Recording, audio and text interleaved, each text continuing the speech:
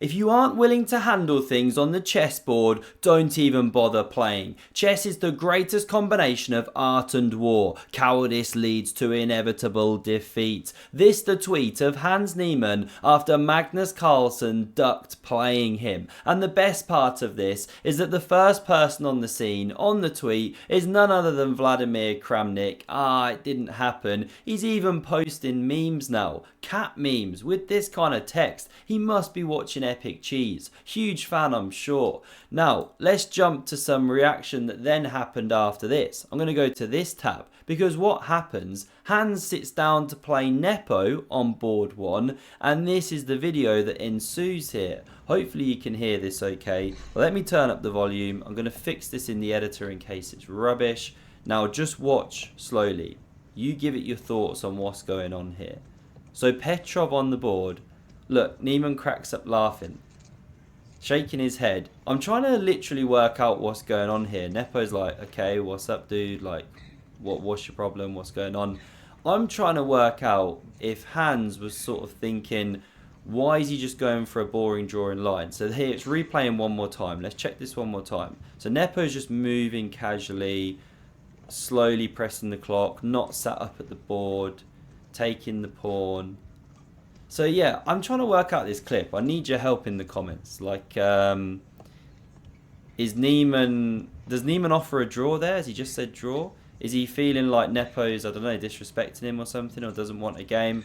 I don't know. I really can't work this entire thing out, but either way, it's good value. Let me pause it there before it plays a third time, and let's now jump this tab to the actual game which I'm about to bring you. So this is the Nepo Hans game. There was no draw early doors. They played a game here. That's the one I'm going to bring you. So here we have it. It's gmhans.com, you know, that's the name of the team, and Hans Niemann on board 1, playing against WR Chess and Nepo on board 1, Magnus Carlsen sitting out, and after e5, we've just seen this Petrov defense, or Russian defense as it gets called. We see the pawn captured, d6 kicks back that knight. Now the standard is coming back here, but okay, knight d3. We saw this a ton from Fabiano Caruana against Magnus, or maybe it was the other way around, Magnus playing it. Pawn now drops, pin and win right, but no, the queen blocks here. You're not losing a piece. Knight f4. Now buckle up. This is actually quite fun here. So knight f6 back. We get d4 taking the center, and the queens now leave the board here.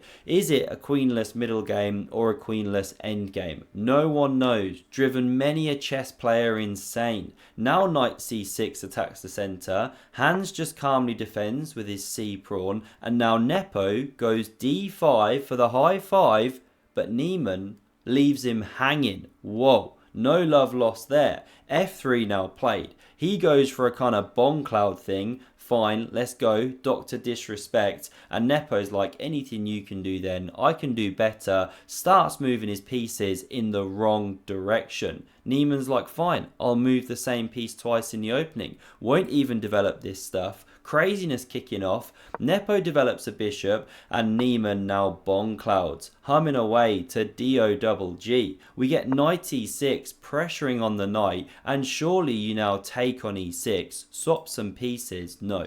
Niemann retreats the knight with the old adage in mind, keep the pieces on the board when you're playing against a weaker opponent. Not that Nepo's the weaker opponent. He's humming away, head bop into the D-O-double-G, and now Nepo plays a move which indicates he wants to go for a double high five. H5 played, followed by H4, A5, A4. They've just done the chessboard equivalent of this. Craziness. I've no clue what's going on. We get pawn to c ships on the board.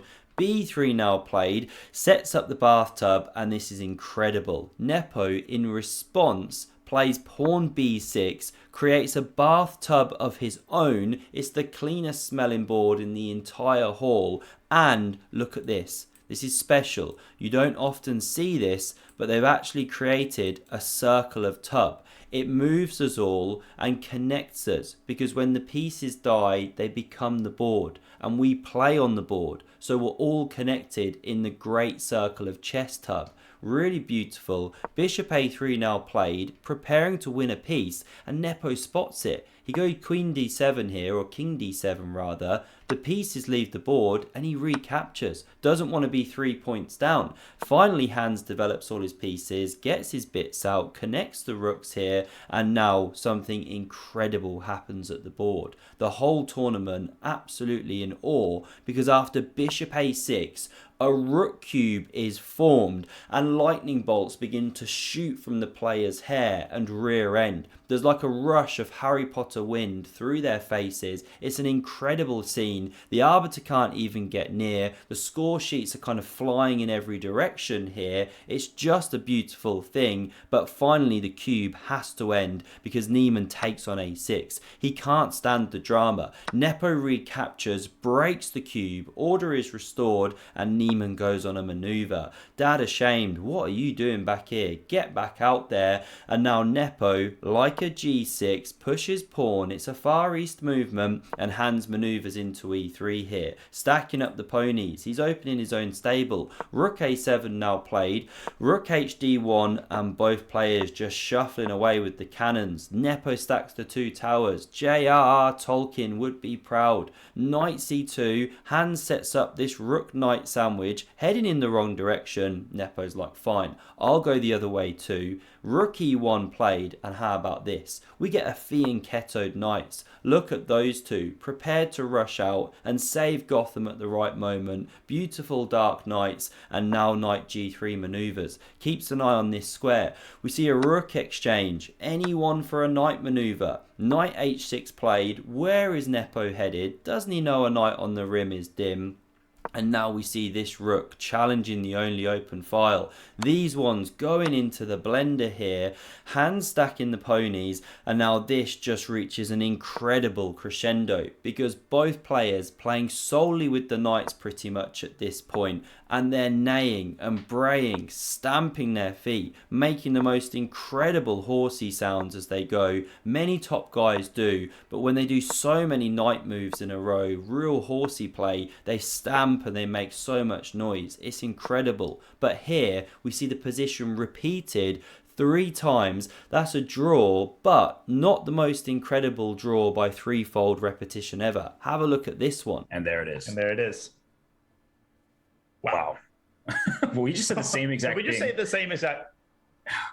Did we just do that 3 times? Seriously? Remember, you can't spell chess without Hess, and this is how the tournament ended. The team that took it were these guys here. Unexpected winners, really, to my mind. You know, I thought maybe the China guys would do it, or WR Chess. Fair play to them. They got the job done. What a tournament it was. And this is probably the clip of the tournament. This guy here, this was the sub 2000 board. And at the end, it looks like he's fed up because his opponent's not resigning. But apparently what I saw was he was a bit annoyed that actually it should have been a draw. His opponent blundered and he felt bad for it. But what a clip, right? I mean, that's just absolute chess gold. Hope you enjoyed. Smash subscribe if you did, and check out the video on screen for the most classic Magnus game from this entire tournament.